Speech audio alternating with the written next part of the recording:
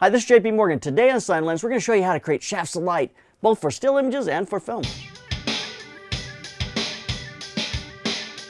If you're interested in doing a type of photography that is contained in a small space, you can shoot it in your bedroom, then check out Stop Motion Basics for Beginners, because that's how Tricia Zimt started out. But now she shoots for major companies all over the world. So go to thesignlens.com/stop motion to see how you can learn her process and you can do the same.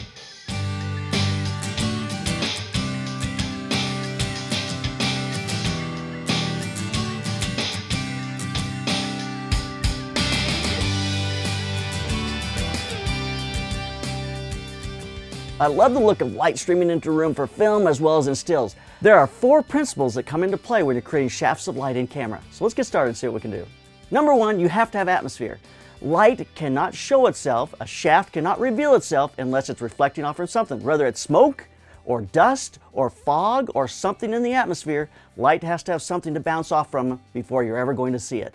So if you're trying to get a shaft of light out there and you don't have something in the atmosphere, you're never going to see it. The easiest way to create and maintain atmosphere on set is with either a hazer or a smoke machine. I use the Rosco hazer and smoke machines. I love them because I've got control on set when I want atmosphere. Number 2 is the angle of the source. You've got to move your lights in and aim them back towards the camera if you want a nice shaft of light. They can't be out and crossing as much as back and in towards the camera. That 45-degree angle gives you a nice angle of incidence to the camera and is going to reveal your shaft of light. If you're struggling to see your shaft of light, move your lights closer to your subject matter, aim them back towards the camera, and your shaft's going to reveal itself. Number 3 is very important, and it's the quality of light. Right now I've got a Fresnel lens on my left, and it's on full focus, so I get a nice shaft of light out of it. On my right, I got a Fresnel lens, but it's on full flood, and the light blooms and it's softer and it kind of opens up. Doesn't give you that nice shaft of light that you really want. So continuous lights give you great shafts of light. Source 4s, Fresnel lenses that are focused down. Those are great lights for creating great sources of shafts. In strobes, it's much more difficult to get a shaft of light. You've got a reflector, and that reflector bounces light all over the place. You can put a grid on the reflector, or you can paint the reflector, which gives you the best shaft of light, but kills a lot of the power. So here's where these two worlds collide for me. I absolutely love to light with strobes, get a nice look of my person, my talent, but then put a shaft of light through the window with like a 2K or a Fresnel lens that has a nice focused beam of light going through my atmosphere. I can combine those two and they look fabulous. I can lengthen my shutter speed to make my shaft of light coming through the window look stronger, and it will match perfectly with my strobes. So I combine these two together very often. Number 4 is shaping the light. Everyone uses a window, and why do they do that? Because it's a perfect light shaper. Your light source is outside, it's coming through a window, the window cuts that light source down into just a shaft of light coming into the room. You can do that same thing with flags, you can do it with trees. Anything that will cut that light source down and make it into a shape will help you create your shafts of light. So sometimes you've got a softbox or a soft source and it's just not really giving you what you want. Start to shape it, start to cut it, and you'll start to get more of those shafts of light. As you cut that light tighter and tighter, it'll give you more of the shaft of light you want in the room. So shaping the light sometimes will save you when you've got a soft source. So there's the 4 principles for creating light shafts in camera.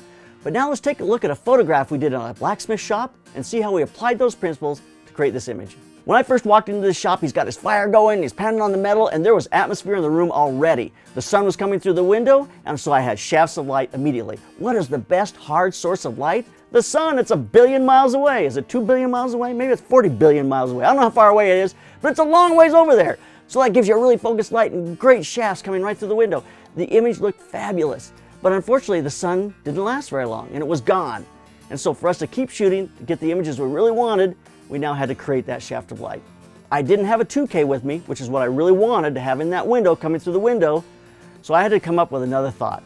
So first off, I went all the way back to the beginning and I started lighting my person. I put up an octodome with a grid, tilted it up, got a nice light on his face. Looked fabulous. So I now have my octodome on his face. I see my exposure, I know what my aperture is. My second light I'm going to add now is a shaft of light coming through the window. I'm going to put a Baja B4 out there with a reflector on it to give me that shaft of light.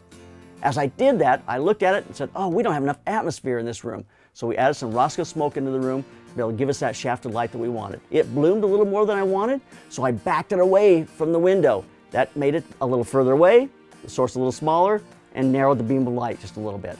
So there's our second light. We next added another Baja B4 coming through the second window. We struggled with this light through the second window because we couldn't get the angle to really give us the kind of shaft that we wanted, If I got it too close to the window, it shafts straight towards the camera. It didn't really look like a shaft, just looked like an explosion in the corner. Turned it more to the side. As we move it in towards the center, it was aiming more towards the side. We lost our shaft completely. Never really got that shaft to look as nice as we wanted to, but we let it light up the window on that side and moved on to our next light. The last light we added was a fill light behind the camera. We could make that brighter or darker depending on how dramatic we wanted the shot to be, and we started shooting away. So there's an application of those 4 principles when we were doing this photograph out on location. 1, our light source was a little too soft, so we moved it away. That made it a little harder. We shaped our light with the window. We've got an angle on the light by moving it around to where it gave us a nice shaft into the room. When we didn't have enough atmosphere, we just added a little bit of smoke. Those 4 principles came together to give us a nice light shaft on the camera left side of our image. I hope those 4 principles will help you as you're trying to create light shafts in camera, whether you're on set or on location. Those principles all apply. So keep those cameras rolling, keep on clicking.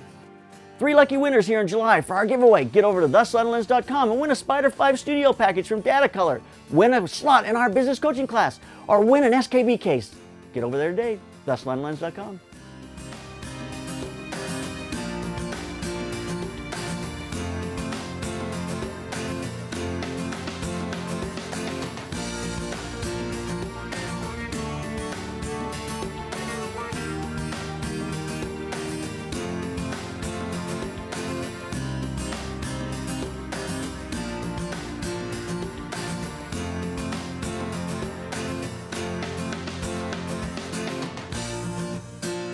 Subscribe to The Slanted Lens. Don't be another faceless person in the crowd. Be a Slanted Lenser. Join The Slanted Lens. Subscribe today.